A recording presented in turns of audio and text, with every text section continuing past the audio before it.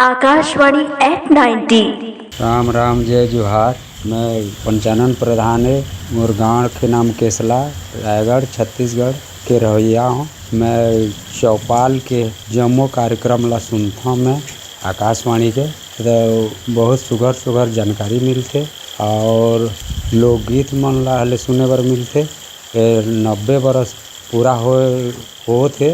एकर बहुत बहुत धन्यवाद बधाई है। किसान संगवारी मन ला हम सभे आदमी ला सुने के चाहिए और जानकारी लेना चाहिए। और ये किसी विषय मन बताते हैं घलुक जो ला जानकारी लेना चाहिए। किसे पेड़ पौधा लगाना है, क्या करना है, खेती बाड़ी के बारे में जानकारी देते हैं। बोला बहुत बहुत धन्यवाद और बधाई। राम राम जय जोहार।